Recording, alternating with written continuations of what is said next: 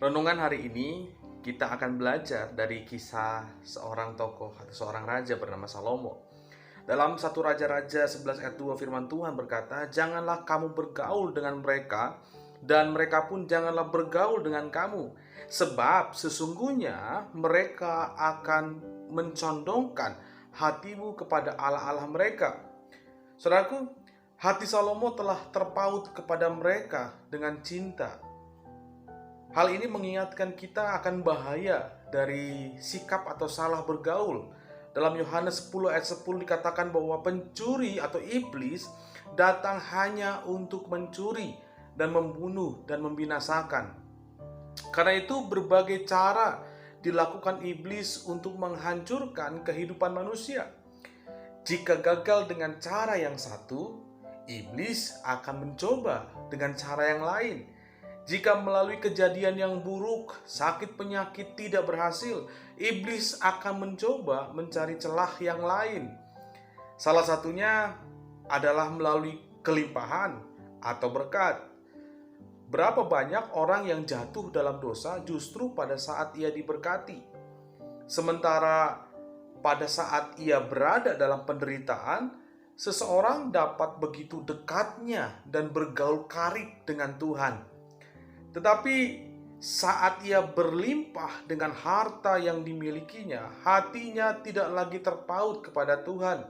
Karena memang Alkitab mencatat atau pernah mengatakan bahwa di mana hartamu berada, di situ juga hatimu berada. Itu bisa saudara baca dan tertulis dalam Matius 6 ayat 21. Karena itu kita bisa belajar dari kisah hidup Raja Salomo. Raja Salomo adalah seorang raja yang dijelaskan di dalam Alkitab dalam 1 Raja-Raja 10 ayat 23. Alkitab mencatat bahwa Salomo adalah pribadi yang melebihi dari raja di bumi dalam hal kekayaan dan hikmat. Artinya apa? Artinya bahwa hikmat, kekayaan, kekuasaan, popularitas Salomo benar-benar tak tertandingi oleh raja manapun yang ada di dunia pada saat itu. Dan sungguh benar bahwa semakin tinggi pohon, semakin besar pula angin yang akan menerpa hidupnya. Saudaraku, semua itu membuat Salomo lupa diri dan kian terlena. Harta, tahta, wanita secara perlahan mengubah arah hidup Raja Salomo. Oleh semuanya itu, hati Raja Salomo mulai berubah. Ia tidak lagi mengindahkan perintah Tuhan.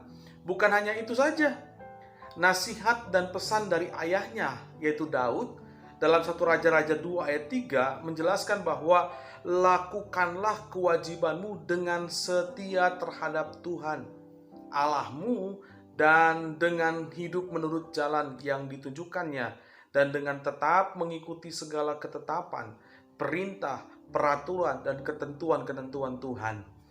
Artinya, Salomo lupa apa yang pernah disampaikan ayahnya dan mulai berkompromi dengan dosa. Saudaraku, timbul sebuah pertanyaan di dalam kehidupan kita, bahkan dalam kisah Salomo. Mengapa Salomo menjadi seperti itu? Jika kita melihat bahwa semua itu berawal ketika Raja Salomo mencintai banyak perempuan asing. Alkitab mencatat perempuan asing di samping anak Firaun, ia mencintai perempuan-perempuan yaitu Moab, Amnon, Edom, Sidon, dan Het. Karena perempuan-perempuan asing itulah iman Salomo menjadi goyah dan hatinya menjauh atau condong kepada ilah-ilah mereka. Padahal dengan tegas Tuhan sudah melarang Salomo untuk bergaul dengan mereka.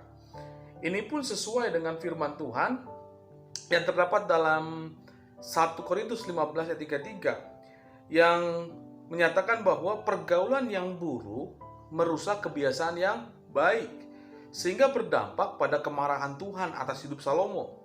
Dan ini sebenarnya mengakibatkan goncangan yang begitu hebat terjadi di akhir pemerintahan Salomo pada waktu itu. Dan kerajaannya pun akhirnya menjadi koyak. Saudaraku, karena itu, saudara, ketika kita sudah dipercaya akan banyak hal yang seharusnya kita belajar untuk mendekat terus kepada Tuhan, karena Semakin kita banyak diberi kepercayaan, semakin kuat tiupan angin yang bisa saja membuat kita jatuh. Dan untuk itulah, mari kita terus jalankan hidup ini yang terus melekat kepada Tuhan. Karena di luar Tuhan itu kita nggak bisa berbuat apa-apa. Saudaraku, kiranya renungan ini mengingatkan kita untuk kembali bahwa segala sesuatu kita perlu Tuhan. Bukan karena kehebatan, kekuatan, harta, kekayaan apapun. Dan ketika kita dipercayakan sesuatu hal, ingat sumber dari segala sumber itu adalah berkat Tuhan. Bukan karena hebat kuat kita. Sehingga kita perlu untuk melekat dengan Tuhan. Saudara, kiranya renungan ini mengingatkan kita semua untuk tetap rendah hati, menyadarkan siapa kita sebenarnya. Kiranya Tuhan memberkati kita semua. Shalom.